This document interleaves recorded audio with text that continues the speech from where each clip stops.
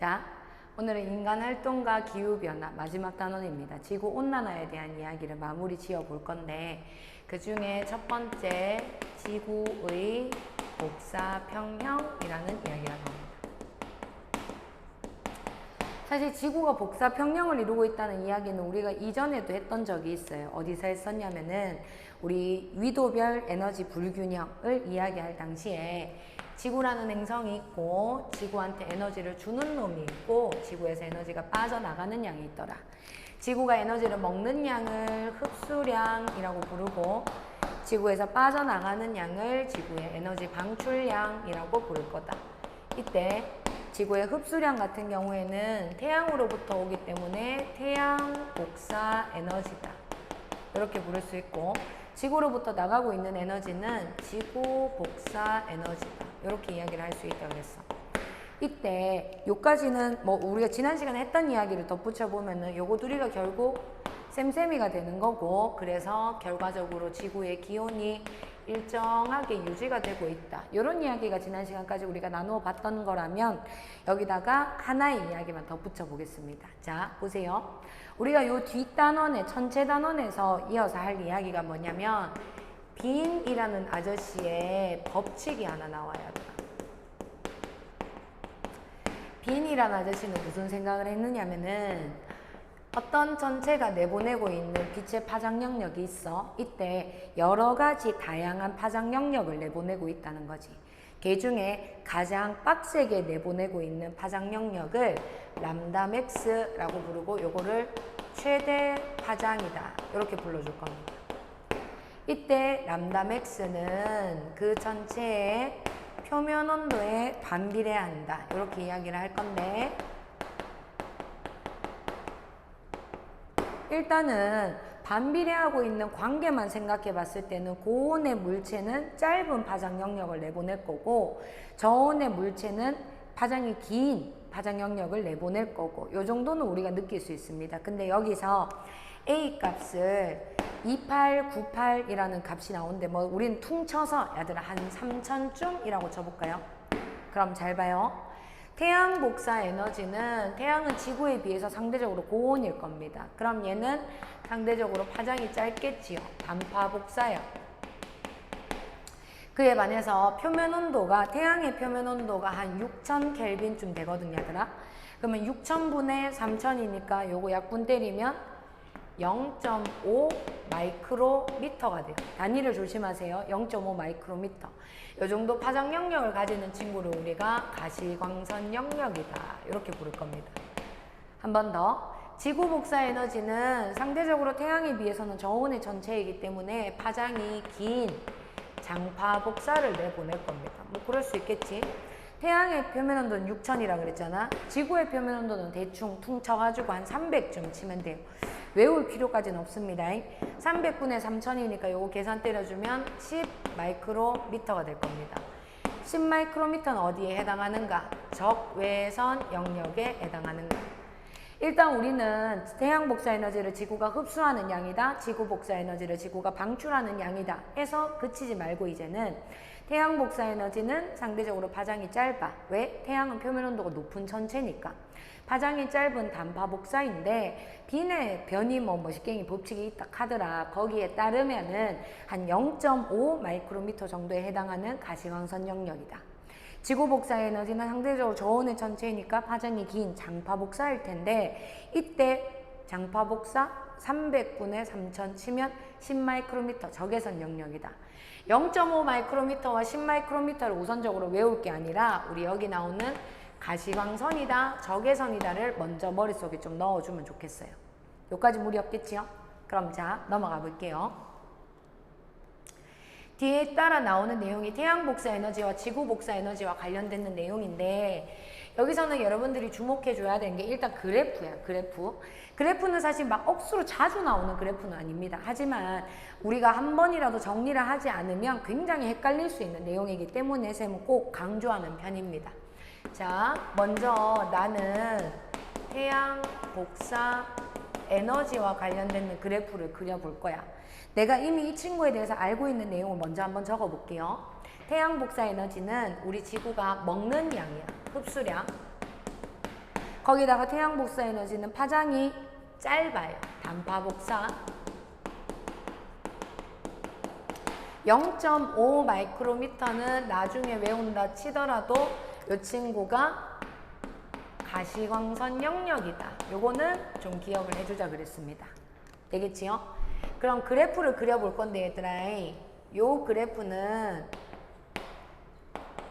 여러 가지 파장 영역에서 얼마만큼의 에너지를 내보내고 있는가 하는 것을 상대적으로 나타낸 그래프야. 이는 우리가 저기 뒤에 전체에서 배워볼 플랑크 곡선이라고 부르는 친구인데, 플랑크 곡선은 사실 그래프의 개형 자체는 언제나 이렇게 생겨 먹었습니다. 모양 자체가. 우리가 여기서 주목해야 될 거는 여기야, 여기. 람다 맥스. 에너지를 최대로 내보내고 있는 여기가 최대 파장 영역인데, 우리 태양 같은 경우에는 이 최대 파장 영역이 0.5 마이크로미터에 해당하고 이는 가시광선 영역이다 라는 것을 내가 알고 있는 상황입니다. 이때 자, 쌤이 지금 흰색으로 나타내는 이 그래프는요, 태양이 내한테 주는 에너지 전부 다야. 이거를 우리가 뭐라고 부를 수 있냐면 대기 밖에서 측정했는 태양 복사 에너지다, 이렇게 부를 수가 있는데, 이게 왜 중요하냐면 잘 봐. 태양이 내한테 에너지를 준다고 해서 내가 100% 다 먹을 수 있는 건 아닙니다. 왜냐? 태양으로부터 에너지가 들어왔을 때 우리 지구에는 어쩔 수 없이 지구에 대기가 존재하고 있거든. 그럼 여기 오는 과정 중에서 대기에 의해서 반사되어 나갈 수도 있을 거고, 아니면 가운데 동네에 흡수되어 버릴 수도 있을 거고. 무슨 말인지 알겠나요, 얘들아? 그래서 태양이 나한테 주는 에너지의 전체를 이 흰색 그래프라고 이야기를 한다면, 반사되고 남은 찌끄레기를 한번 이야기해 볼까? 그러면 반사되고 어느 정도 요렇게 그래프 모양이 좀 줄어들겠지요. 그럼 잘 봐. 흰색과 노란색 사이의 차이, 요만큼을 지구의 대기에서 반사했는 정도다, 이렇게 표현할 수 있겠지요. 반사율이다, 이렇게 부를 수 있을 거고, 요거 반사되고 남은 찌끄레기, 요거는요 쌤이 요렇게 언급해 볼게요. 대기 안으로 들어오긴 들어왔어. 근데 문제는 뭐냐? 흡수는 고려하지 않은 상황입니다. 그래서 대기 안에 들어오기는 했지만은 반사되는 것을 뺏는 거다, 요렇게 이해해 주면 좋을 것 같아. 아직 흡수는 안 됐잖아요, 얘들아. 그러면 흡수가 되었을 때는 그래프가 어떻게 그려질까? 여기서 우리는 흡수와 관련된 어떤 이야기를 좀 해볼 필요가 있는데, 우리 지구의 대기는요 선택적으로 흡수한다라고 이야기합니다. 무슨 말이냐면 내가 원하는 파장 영역을 골라서 먹는 거야. 잘 봐. 태양이 나한테 주는 파장 영역이 여러 가지가 있을 겁니다. 그 중에서 자외선 영역이 있을 수 있고, 가시광선 영역이 있을 수 있고, 적외선 영역이 있을 수 있어요. 이때 자외선 영역은 누가 좋아하느냐? 우리의 O3, 오존이라는 친구가 굉장히 좋아합니다. 우리의 적외선 영역은 누가 좋아하느냐? H2O, CO2, CH4, 요런 애들이 있어. 기타 등등. 요런 친구들을 우리가 온실 기체라고 부르는데, 지구 대기 중에 있는 온실 기체가 우리 적외선을 굉장히 좋아해요. 그럼 봐봐. 가시광선은요, 안타깝지만 아무도 좋아하지 않습니다. 지구의 대기 중에 가시광선을 좋아해서 따로 흡수하는 친구는 없어. 그럼 잘 봐. 쌤이 지금 여기에 초록색으로 그렸는 그래프가 대기권 안으로 들어왔어요. 이제 반사는 되고 남았지만은 흡수는 전혀 안 되는 상황이라고 해볼게요. 그럼 여기서 지표면에 아예 도달하는 친구를 그려보면은, 여기 가시광선 영역보다 파장이 짧은 쪽, 여기는 자외선 영역이겠지요.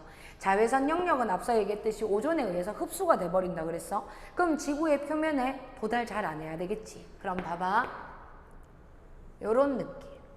적외선 영역도 또 흡수돼서 잘 도달 안 하게끔 요렇게 되겠나? 쌤이 여기 그래프의 색깔을 좀 달리해서 여기는 보라색으로 한번 칠해보고 여기는 한번 파란색으로 칠해볼게요. 쌤이 지금 보라색으로 표시했는 요 자리는요 O3, 오존에 의한 흡수입니다. 반면에 여기 파란색으로 표시했는 여기는 온실 기체에 의한 흡수가 일어나겠지요. 그러면은 O3 오존에 의한 흡수가 일어나는 요 지역 자외선 영역, 온실 기체에 의해서 흡수가 일어나는 영역, 여기 적외선 영역이라고까지 구분할 수 있을 겁니다. 그럼 잘 봐요. 이 그래프가 왜 좋냐? 왜 문제 나오기가 좋으냐? 이 그래프를 갖고 와서 이 단원 저 단원을 엮을 수 있어. 무슨 말이냐면은 예를 들어서 우리가 뒤에 가서 지구온난화 단원에서 또 이야기를 해볼 거긴 하지만은 만약에 얘들아 빙하의 면적이 줄어들었어. 빙하의 면적이 줄어들었다는 건 얼음이었는데 얼음이 아니게 됐다는 거지. 얼음이 아니게 되었다? 반사하는 정도가 어떻게 됐을까? 얼음 위에 서 있을 때 우리 굉장히 눈부십니다. 근데 얼음 아닌 데 서 있을 때는 덜 눈부시겠지? 따라서 얼음이었는데 얼음이 아니게 됐어. 덜 눈부시게 된 거야. 그럼 이제 반사율이 줄어든 거지. 그럼 이 전체 그래프에서 어디가 달라지겠어요, 얘들아? 노란색 면적이 달라지겠지. 내지는 오존층이 파괴됐대요. 그럼 이 그래프에서 뭐가 달라진다? 보라색 면적이 달라지겠지. 오존에 의해서 자외선이 흡수가 되어지는 면적이 줄어들 거니까. 이해되겠네, 얘들아? 태양 복사 에너지의 그래프를 그릴 때는 대기권 밖에서 아예 태양이 내한테 주는 양이 얼만가, 여기서 반사되고 남은 찌끄레기는 얼만가, 여기서 흡수되고 남은 찌끄레기, 그러니까 결과적으로 지구의 표면에 도달하는 태양 복사 에너지는 얼만가, 이런 표현들을 좀 익혀놔야 됩니다. 되겠지요? 근데 태양 복사 에너지만 얼추 잡아놓고 나면은 지구 복사 에너지는 사실 아무것도 아니에요. 요 그래프에다가 그려볼게 한번. 역시나 여러 가지 파장 영역에 대해서 에너지의 세기가 얼마만큼인지 상대적으로 나타냈습니다. 그럼 역시나 플랑크 곡선이 될 거고 그래프의 개형 자체는 동일하게 그려질 거야. 대신에 요거 최대 에너지를 가지는 요 최대 파장, 여기가 람다 맥스겠지요. 람다 맥스는 우리가 앞에서 뭐라고 얘기했냐면은 10 마이크로미터에 해당하는 적외선 영역일 거라고 얘기했어. 됐지? 그럼 생각해보자. 태양 복사 에너지 같은 경우에는 외부에서 들어오는 중이니까 뭐 대기에서 반사도 하고 흡수도 하고 뭐 이렇게 된다 그랬어. 근데 얘는 지금 지구의 표면에서 뱉어내고 있는 중이잖아. 그럼 지구의 대기에 있는 온실 기체에서 이 적외선을 싸그리 다 먹는단 말이지. 만약에 여기서 흡수되지 않으면 이제 우주 공간으로 빠져나가는 건데, 요 흰색 그래프만큼 뱉어내고 있지만 이것이 모두 우주 공간으로 나갈 수는 없는 겁니다. 잘 봐요. 요렇게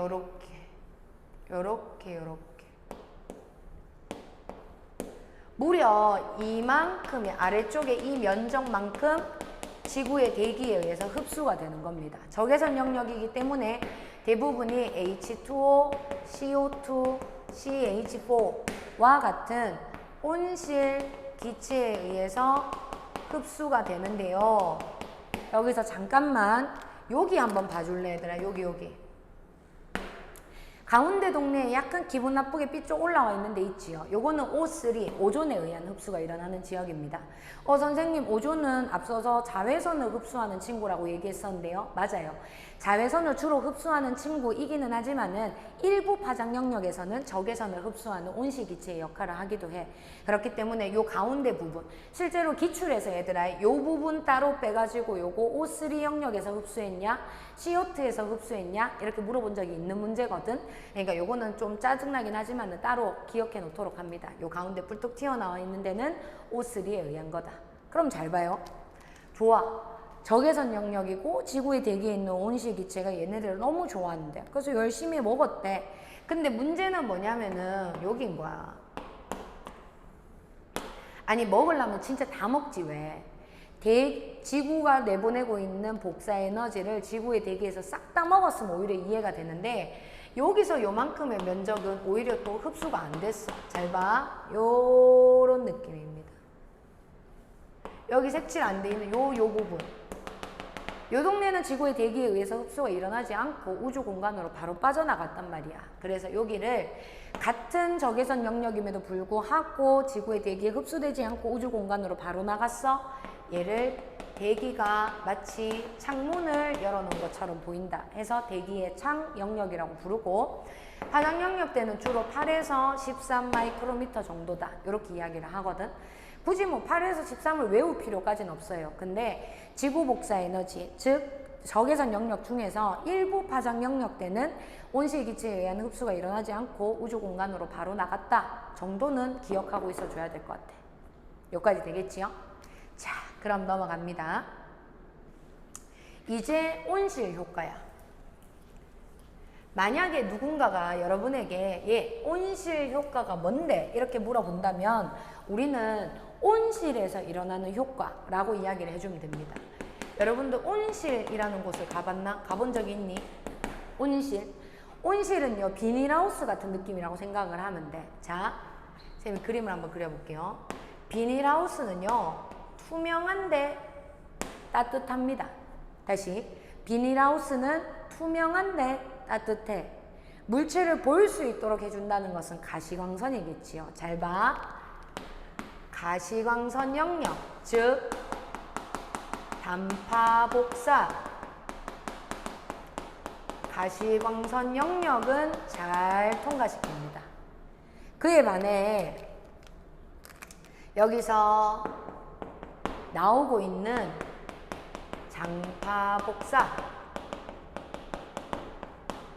적외선 영역은 잘 봐요.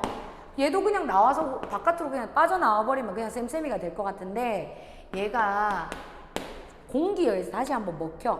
비닐하우스 안에는 투명하지만 따뜻하다고 얘기했지요. 여기서 나오는 열감을 대기가 다시 먹는 거야. 먹은 다음에 도로 배출시키겠지요. 어차피 나오는 양이 똑같으면 뭐가 문제지요? 여기를 한 번 더 데우는 거야. 자, 정리합니다. 온실 효과가 뭐니? 라고 물었을 때 지구의 대기 중에 있는 우리 온실 기체들, 얘네들이 자, 단파복사, 그러니까 가시광선, 그러니까 태양 복사 에너지는 잘 통과시켜. 단파 복사, 가시광선, 태양 복사 에너지는 잘 통과를 시켜. 근데 장파 복사, 적외선, 지구 복사 에너지는 잘 통과를 못 시켜. 잘 봐. 대부분 흡수한다. 이렇게 불러주고, 흡수하고 또 꿀꺽하고 삼키는 게 아니야. 흡수한 다음에 재방출 내지는 재복사 합니다. 그럼 좀 하면 어때서? 이를 토대로 지구의 표면을 다시 한번 가열시키는 거야. 다시 정리. 온실 효과가 뭔데? 온실 같은 효과야. 온실 같은 효과는 뭔데? 온실은 비닐하우스인데 투명하고 따뜻하잖아. 이는 뭐냐? 단파 복사, 가시광선, 그러니까 태양 복사 에너지는 잘 통과시키지만은 지구 복사 에너지, 그러니까 장파 복사, 적외선 영역의 빛은 대기가 다시 한번 먹고 이걸 다시 복사하는 거야. 그 과정에서 지표가 다시 한번 데워지기 때문에 지구의 평균적인 기온이 더 따뜻해지는 겁니다. 여기까지 되겠지요? 그럼 만약에 이제 누구가 너한테 야, 그러면 온실 기체는 뭐야? 이렇게 물어봤어. 그럼 온실 기체는 온실 효과를 일으키는 기체겠지. 이렇게 얘기하면 또 세모야, 얘들아. 온실 기체는 역시나 마찬가지. 단파 복사는 잘 통과시키지만은 장파 복사는 대부분 흡수하는 애들. 요런 애들을 우리가 온실 기체라고 불러줘야 되는 거야. 제일 대표적인 애가 H2O, 수증기, CO2, 이산화탄소, 세 번째는 CH4, 그리고 앞서서 때에 따라서 O3, 오존 같은 애들도 대표적인 온실 기체가 돼줄 수 있다 그랬습니다. 여기서 하나만 더. 온실 효과를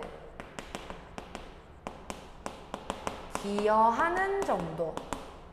온실 효과 기여도라고 얘기했는데 요거는 순서대로 좀 알고 있어 줘야 됩니다. 수증기 1등. 수증기가 온실 효과 최고로 잘 일으켜요. 그리고 이산화탄소 2등, 메테인 3등, 요런 순서입니다.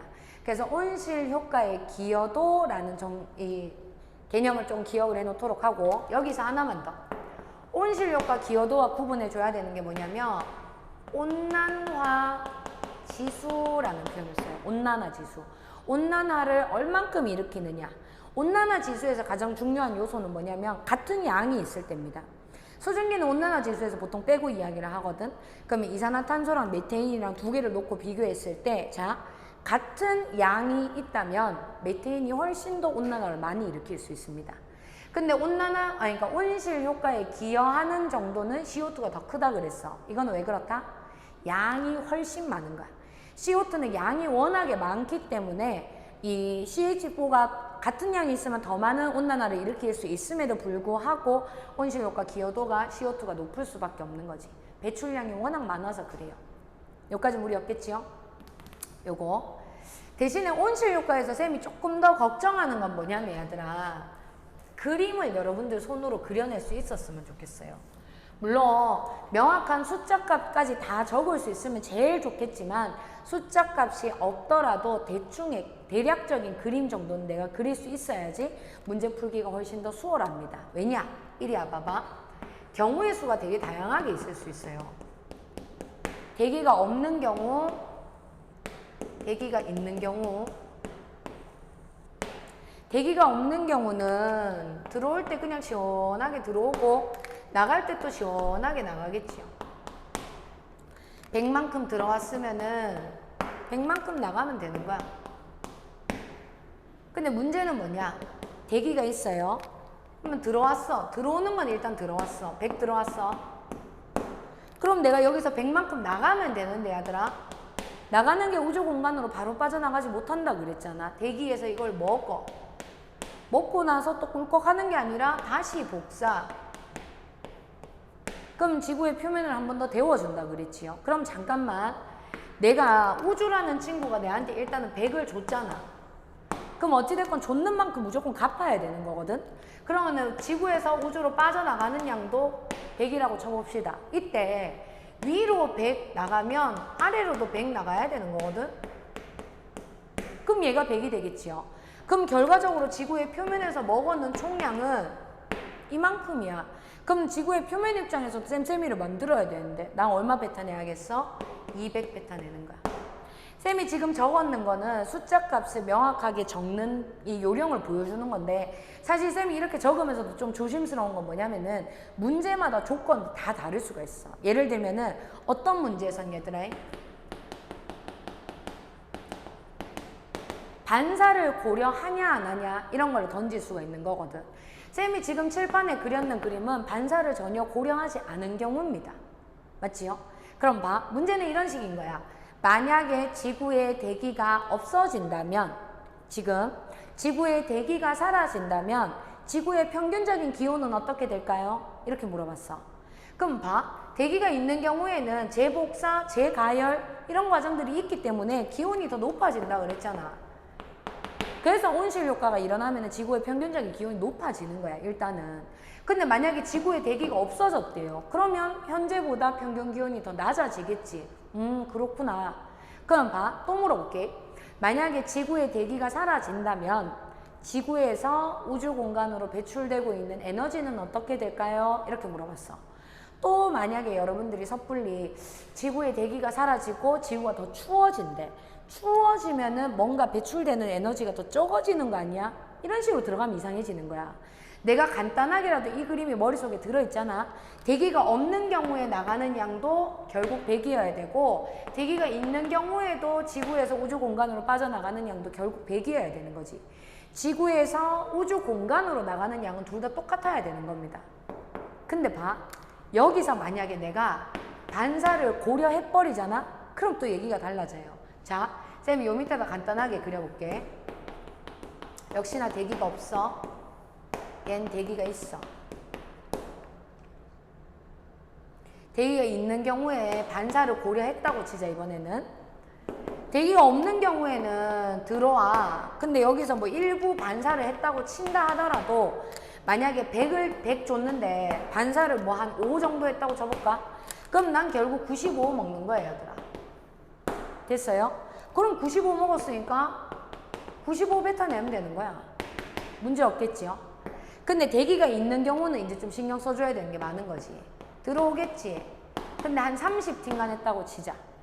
100 들어왔는데 30 팅간에 붙어. 그럼 얘는 70 먹어야겠지요? 이 안에서 뭐 돌고 여차저차 있겠지 얘들아. 하지만 결과적으로 우주 공간 밖으로 빠져나가는 양은 얼마겠어요? 70인 거야. 잘 봐리. 대기가 없는 경우, 대기가 있는 경우 평균 기온 누가 높냐? 그럼 당연히 대기 있는 경우가 더 높아요. 왜냐? 지표면 자체에서 가열되는 정도는 야가 훨씬 클 거니까. 근데 만약에 우주 공간으로 빠져나가는 에너지는 누가 더 크냐? 이렇게 물었다고. 우주 공간으로 빠져나가는 에너지는 야는 95고 야는 70밖에 안 되는 거야, 얘들아. 무슨 말인지 알겠니? 이거를 어떻게 외울래? 못 외우지, 당연히. 그러니까 쌤이 부탁하는 건 뭐냐? 그림을 그려낼 수 있으면 돼. 들어오고 나가고 쌤쌤이를 만들어 보자. 되겠나? 자, 요 기운을 받아서 뒤에 이어서 나오는 지구의 열수지 평형 이야기해 보겠습니다. 지구의 열수지 평형은 자주 나와. 용모에서도 나왔잖아요, 얘들아. 쌤은 개인적으로 이거를 기억했으면 좋겠습니다. 여기 나와 있는 표는 수특에 나와 있는 표 그대로야. 근데 쌤이 여기서 약간의 디테일들을 좀 더 줄 거거든. 그래서 빈 종이에다가 새로 그려도 괜찮고 여기에다가 추가시키려면 추가시켜도 괜찮습니다. 일단은 지구의 열수지 평형. 열의 수지는 뭐냐? 수익과 지출입니다. 결국 들어오고 나가고가 쌤쌤이가 되더라. 자, 쌤이 구역을 한번 나눠볼게. 이거는 굉장히 간단한 숫자 놀이 같은 겁니다. 구역을 나눠놓고 들어오고 나가고의 에너지를 정말 말 그대로 쌤쌤을 만들면 돼요. 여기는 우주 공간이요. 여기는 대기 공간이고 여기는 지구의 표면 공간이라고 한번 얘기해 볼게요. 그럼 에너지를 주고 받고 쌤쌤이만 만들면 됩니다. 자, 따라오세요. 일단 태양이 우리 지구한테 에너지를 줄 겁니다. 근데 우주 입장에서 생각하면은 그게 에너지를 뺏기는 거란 말이지. 100만큼 에너지를 뺏겼어요. 이때 자, 요 에너지를 지구가 요모조모해서 그냥 다 받아 먹으면 좋겠는데 앞서 얘기했듯이 반사를 해. 근데 구름에 의해서 대기에 의해서만 반사하나? 지구의 표면에 의해서도 반사할 수 있습니다. 지구의 표면이나 아니면 구름에 의해서 반사되어 바로 나가는 양이 한 30쯤 돼요. 잘 봐. 요 30이라는 양을 우리 지구가 얼마만큼 반사했는가? 지구의 반사율이라고 불러볼게요. 그러면 지구의 반사율은 30%다. 이렇게 얘기하면 되는 거고 반사율을 조금 더 있어 보이게 하더라. 알베도라고 부르기도 합니다. 알베도. 그럼 지구의 알베도는 30이다. 되겠지요? 그럼 자, 물론 구름에 의한 반사가 더 많긴 합니다. 구름에 의한 반사는 한 25쯤 되고 지표에 의한 반사는 5쯤 돼요. 근데 그 25와 5를 막 여러분한테 묻지는 않습니다. 대신에 그냥 총량이 30이라는 건 얼추 기억을 했으면 좋겠고 대기에 의한 반사가 더 많다 정도만 기억하면 좋겠어요. 여기에 태양이 나한테 100만큼의 에너지를 줬는데 받자마자 30이라는 에너지를 튕가 보냈어요. 그럼 나 이제 얼마 남았지 얘들아? 70 남았지요. 그럼 이 70만큼을 대기랑 지표랑 요모조모 나눠 가지면 됩니다. 자, 갑니다. 지구의 표면에서 먼저 45만큼의 값을 먹었어요. 그러면은 100에서 30 튕가내고 70인데 70에서 45 먹었으니까 지구의 대기는 얼마 먹었다? 25 먹었겠지. 여기서 잠깐 태양 복사 에너지 중 일부를 지구의 대기가 흡수했습니다. 요거 우리가 앞에서 공부했던 선택적 흡수 과정이 되겠지. 여기까지 되겠나? 태양이 나한테 100 쫓는 에너지 요모조모 잘 갈라 먹었습니다, 지금. 그러면 먹은 만큼만 내보내면 돼요. 먹은 만큼만. 자, 45만큼 지표면이 먹었습니다. 45 먹었으면 45 뱉어내면 돼. 그러면 문제될 게 하나도 없어. 근데 우리 지구의 표면은요 45밖에 못 먹었는 주제에 104를 내보냅니다. 104. 근데 이놈의 104가 얘들아 진짜 리얼 우주 공간으로 진짜 빠져나가 버리면 내가 말도 안 해. 104나 벌써 내보냈는데 우주 공간으로 빠져나가는 양은 꼴랑 4입니다. 그럼 104를 내보냈는데 4가 우주 공간으로 빠져나갔으면 나머지 100은 지구의 대기가 다 처먹어요. 근데 잠깐 지표면은 104나 뱉어냈어. 45밖에 못 처먹었는데 104를 뱉어냈으니까 벌써 마이너스입니다. 근데 여기서 그치지 않고 또 내보내. 또 내보내. 얼마를? 하나는 8 내보내고 하나는 21 내보냅니다. 잠깐 104만큼 내보내는 요 형태는 지구의 표면에서 복사의 형태로 내보내는 거고 8 요거는요 복사 말고 다른 형태 에너지 전달 방식 중에서 복사 말고 뭐 있지요? 전도나 대류의 형태로 내보내는 게 8. 요 21은 물질의 상태 변화 시에 그 에너지를 수문열이라고 불렀지요. 복사라는 형태로 104만큼의 에너지를 뱉어냈고 전도나 대류의 형태로 8만큼 뱉어냈고 수문열의 형태로 21만큼 뱉어냈습니다. 근데 요 두 가지는 심지어 멀리 가지도 않아요, 얘들아. 그대로 지구의 대기가 다 먹습니다. 그럼 지구의 대기 너무 많이 먹은 거 아니니, 얘들아? 어찌됐건 먹었으면 뱉어내야 돼요. 자, 지구의 대기가 먹은 양을 계산해 볼게요. 100에 8에 21이다 해서 129다 이러면 큰일 나겠지. 왜냐? 태양으로부터 받았는 것도 대기 입장에서 먹은 거잖아. 그러면 100에 8에 21에 25 더해주면 얼마다? 너무 어려운 계산이지요. 9에 154입니다. 그럼 154만큼 뱉어내야 되는 거야. 어디로? 위로, 아래로. 우주 공간으로 빠져나가는 양은 얼마일까요? 우주가 나한테 100 줬었어, 얘들아. 근데 받자마자 30 돌려줬어. 돌려주고 나서 4만원 찔끔 더 갚았어. 돈으로 생각하고 있었어, 쌤은.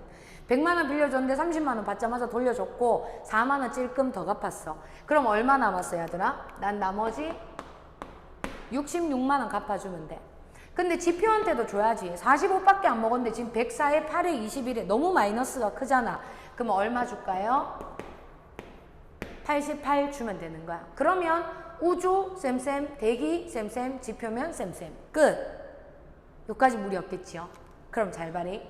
지금 교재에 나와 있는 그림하고 요 그림의 차이가 뭐냐면은 지금 복사, 전도대류, 수문열 요 세 가지의 형태를 얘네들은 묶어놨는 거예요. 그냥.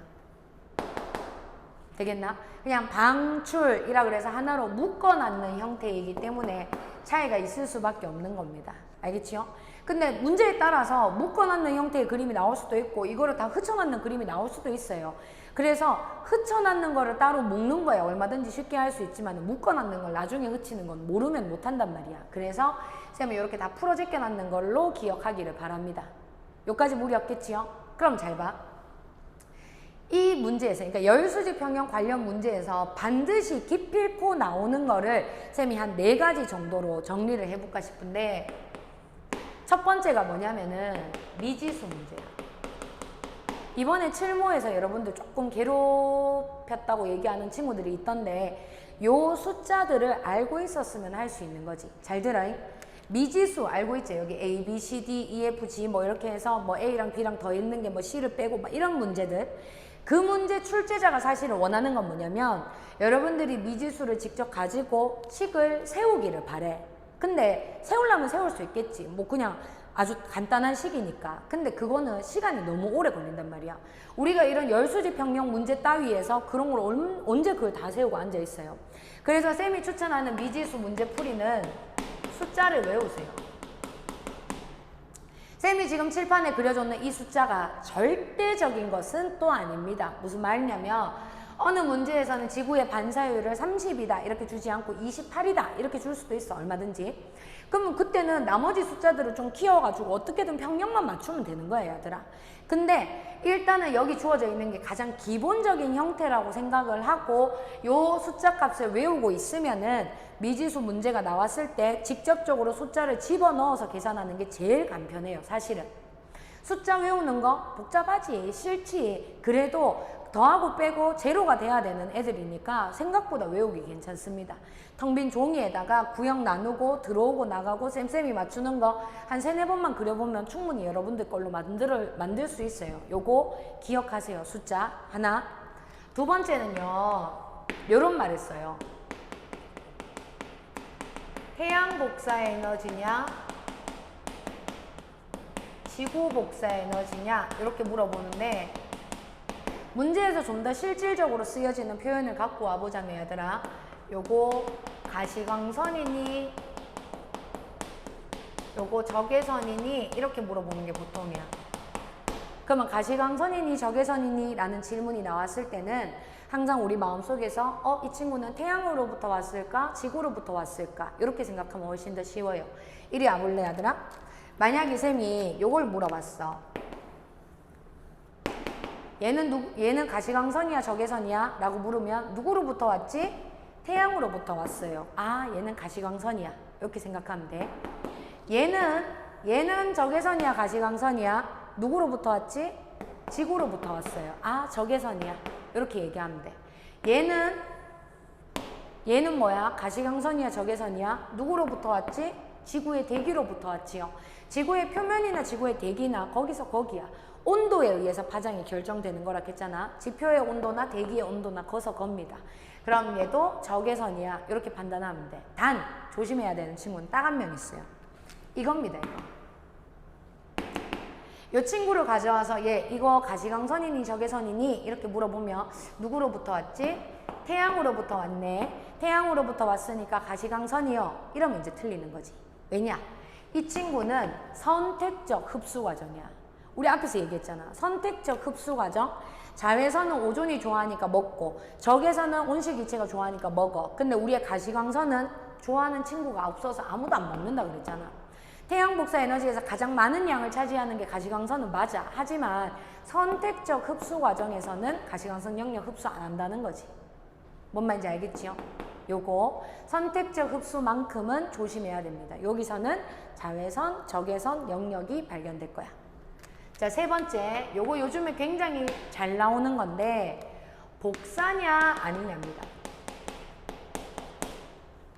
쌤이 지금 여기 앞에 그려놨는 모든 과정 중에 복사가 아닌 친구가 몇 개 있어요. 바로 쌤이 여기 나름 세모 표시해서 그려놨는 친구입니다.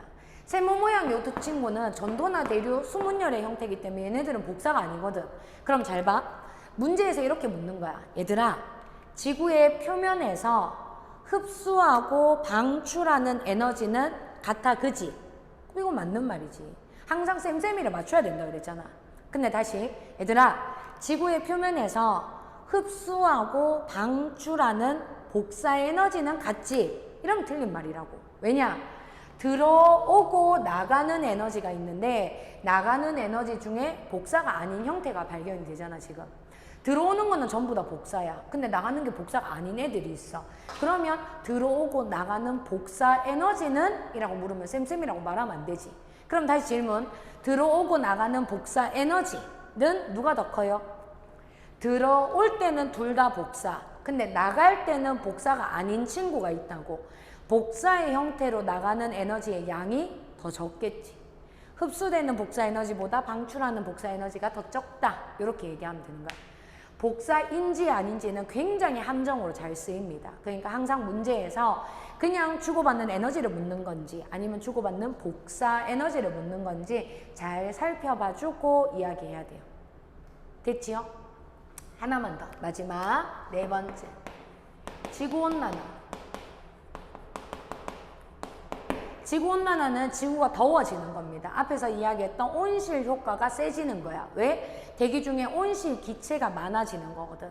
온실 기체가 많아져서 온실 효과가 빡세지는 현상을 지구온난화라고 불러. 그럼 봐.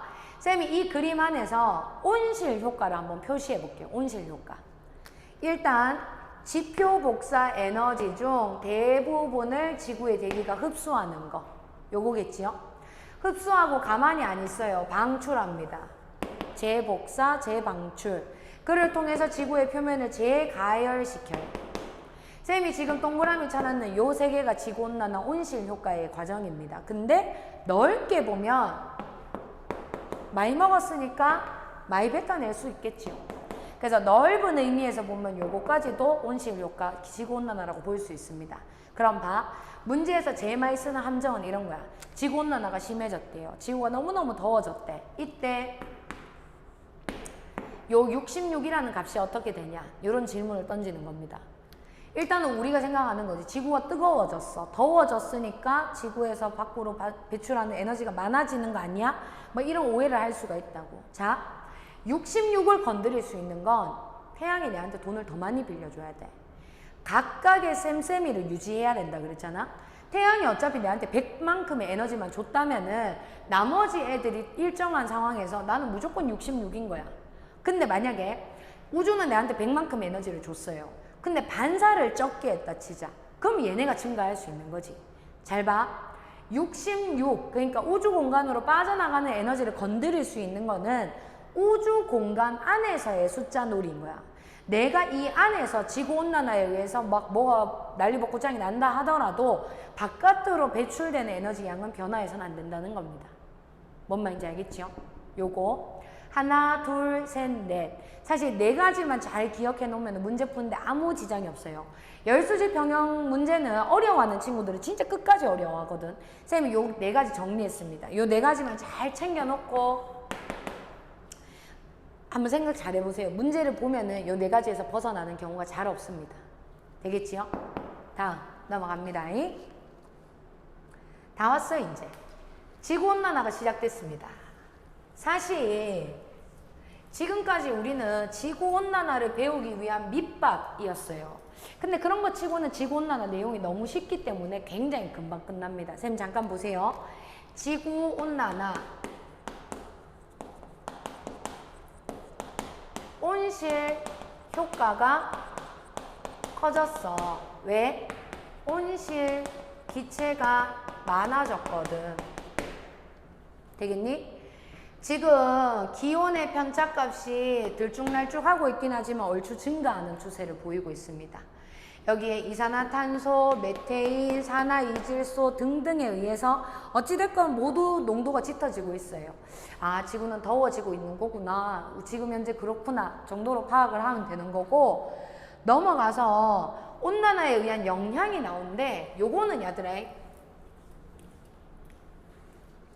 그냥 우리 손으로 한번 그려보자. 여기 나와 있는 그림이지만은 흐름을 보고 싶어. 이거 자체가 대단히 중요하고 모든 과정을 딸딸 암기해야 되는 건 아닙니다. 우리가 사실 이미 알고 있는 내용이고 정리하면서 그냥 정도만 하면 돼요. 쌤 보세요. 기온이 상승했대 얘들아.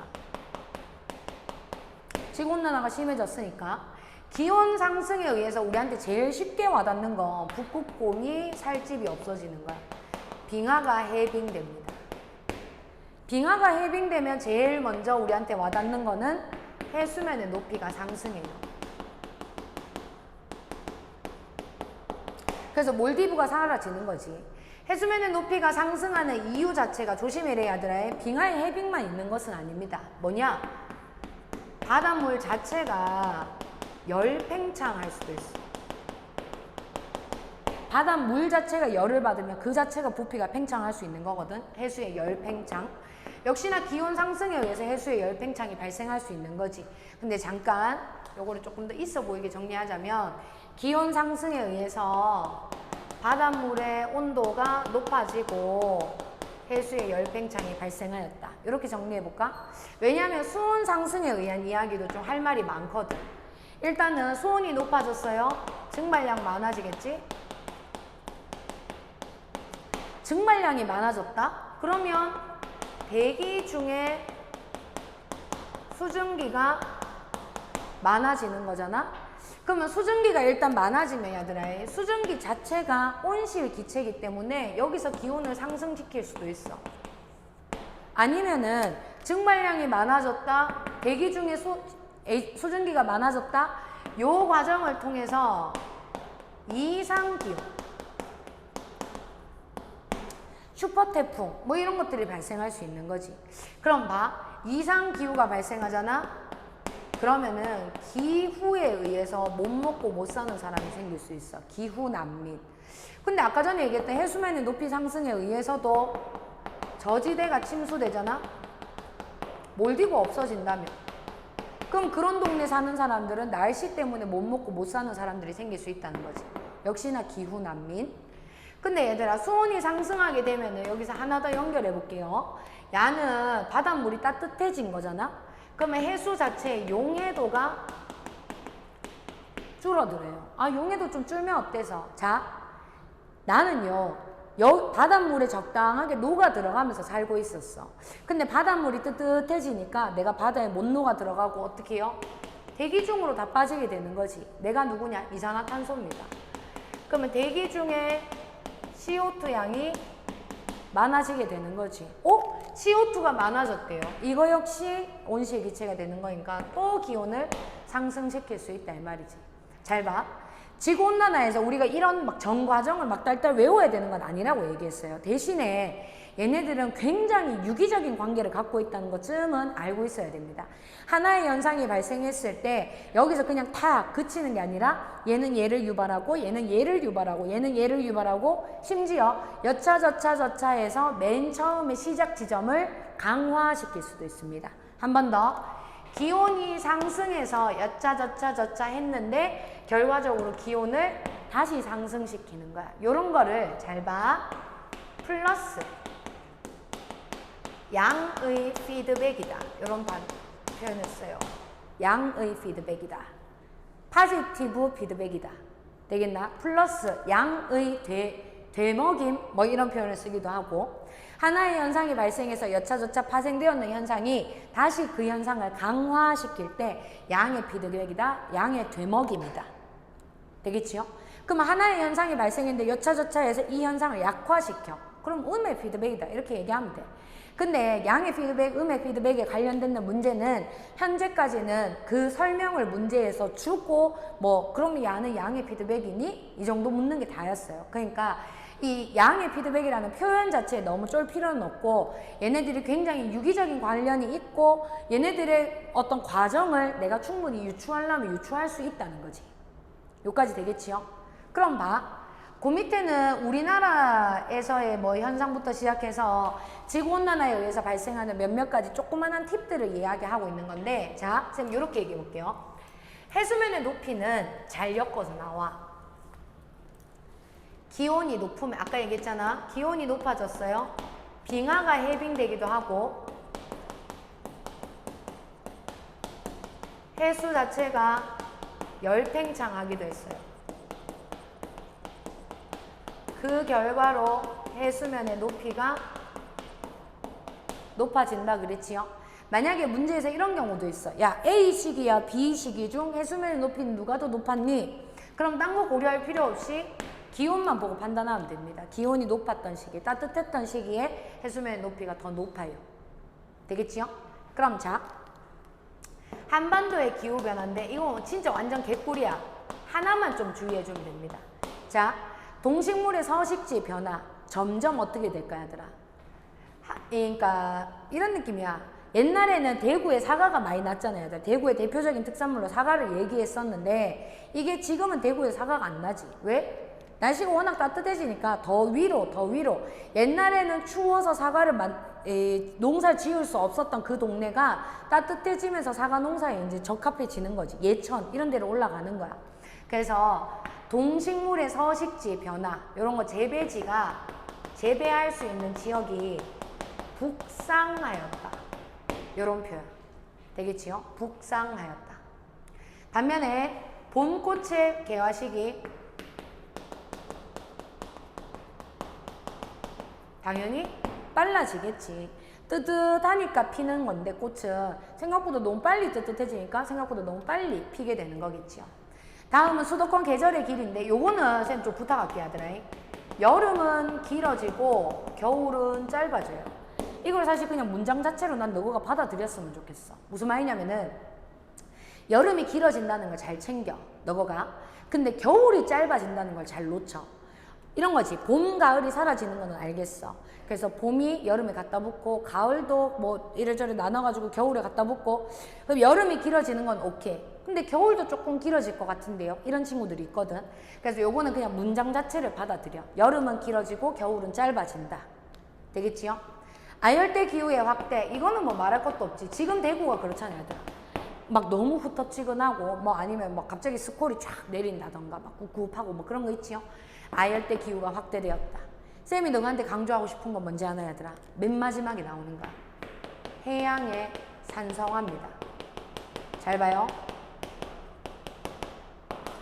해양의 산성화가 뭡니까? 이렇게 물어보면은 해수에 용해되어 들어가는 CO2의 양이 많아지는 겁니다. 그래서 바다가 산성이 된다 라는 건데, 이거 우리 앞에서 지구온난화에 의한 영향에서 배웠던 이야기가 완전 대척점입니다. 무슨 말이냐면 해수의 수온이 높아지면 용해도가 낮아져서 녹아 들어가는 양이 줄어드니까 대기 중에 CO2의 양이 많아진다. 그래서 더 더워진다. 이게 우리가 앞에서 했던 이야기거든.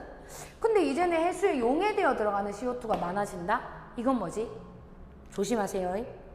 전체 넓은 바다로 치면 이게 맞아. 전체적인 경량성으로 보면. 근데 되게 국지적인 동네가 있을 수 있단 말이야. 예를 들면은 우리나라 동해바다 같은 거. 동해바다는 되게 작고 조그만한 바다예요. 이게 지구온난화에 의해서 막 수온이 즉각적으로 증가하지 않습니다. 그래서 어느 국지적인 지역에서는 수온의 증가가 눈에 띄게 나타나지 않을 수도 있어. 근데 어찌됐건 대기 중에 CO2는 겁나 많을 거 아니야. 그러니까 수온이 즉각적으로 변하지 않았기 때문에 용해도를 건드릴 수준이 안 돼. 근데 대기 중에 CO2는 겁나 많아. 그러면 여기서 용해되어 들어가는 CO2의 양이 많아질 수 있다는 거야. 구분하세요. 전체적인, 전반적인 경량성을 보자면 해수의 수온이 높아지고 용해도가 줄어들고 대기 중에 CO2 양이 증가하는 게 맞아. 근데 우리나라 동해바다 같은 어떤 국지적인 지역에서는 용해되어 들어가는 이산화탄소의 양이 오히려 많아질 수도 있다는 거지. 왜? 수온의 변화가 그렇게 눈에 띄게 안 나타나니까. 그럼 수온이 안 변했고 용해도 크게 안 달라질 것 같으면 지구온난화 심해지면 대기 중에 CO2가 많잖아. 그러면 뭐 더 녹아 들어올 수 있다는 거지. 되겠지요? 그래서 문제에서 만약에 해수의 수온이 증가했고 용해도가 감소해서 대기 중에 CO2 양이 많아졌니? 그럼 맞는 말. 근데 동해바다 같은 어떤 동네에는 해양의 산성화가 발생했다 하던데 그럴 수 있다고. 됐지? 그래서 요 두 가지를 꼭 구분해서 기억해야 됩니다. 나머지 것들은 너무 쉬워. 근데 요것만 여러분들이 좀 헷갈릴 수 있기 때문에 잘 챙겨 놓도록 하세요. 자, 뒤로 넘어가면 지구의 기온 변화 경량성, 그리고 뒤에 나오는 시나리오 두 가지 자료가 나오는데 이건 진짜 말 그대로 자료만 보면 돼요. 자, 자연적인 요인만 고려했을 때는 들쭉날쭉하긴 하지만 얼추 기온이 유지가 됩니다.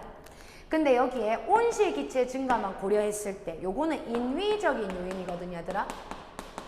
인위적 요인만 고려했을 때는 지구의 기온이 아이고 대단하지요. 이때 이 둘을 모두 고려했을 때는 약간 중간뛰기로 흘러가고 있더라. 그럼 이런 자료를 갖고 와서 온실 효과의, 그러니까 온실 기체의 증가는 지구의 기온을 증가시킨다. 내지는 자연적인 요인은 지구 기온 증가를 둔화시킨다. 뭐 이런 표현들 할 수 있는 거지. 뒤에 나오는 친구도 마찬가지입니다. 지구온난화에 의한 미래의 지구환경 변화 시나리오를 쓰는 거예요, 얘들아. CO2의 배출량의 시나리오를 쓰는 건데 지금 현재처럼 막 신나서 쓰면은 지구의 기온이 난리가 날 거다 이런 얘기고, 이제라도 정신 차리고 조금씩 이산화탄소 배출량을 줄이면 그나마 지구의 기온을 좀 덜 높일 거다 이런 거 되겠지요? 얘네들은 어차피 자료 해석으로 출제가 될 거기 때문에 그냥 자료 자체를 익숙하게 봐놓는 게 좋고, 앞에서 이야기하고 있는 그 자연적 요인이랑 인위적 요인 요거 있지요? 요거는 누가 자연적 요인이게 누가 인위적 요인이게 요거 가리고도 나올 수 있어요. 이제 몇 번 출제가 됐기 때문에 그 정도 봐주면 되겠습니다. 그 밑에 나오는 지구환경 변화를 보존을 위한 노력, 이거는 진짜 그냥 똥 싸면서 한번 읽어보면 돼요. 알겠지요? 자, 여기까지 정리하고 궁금한 거 있으면 언제든지 물어보도록 하세요. 고생했습니다. 뿅!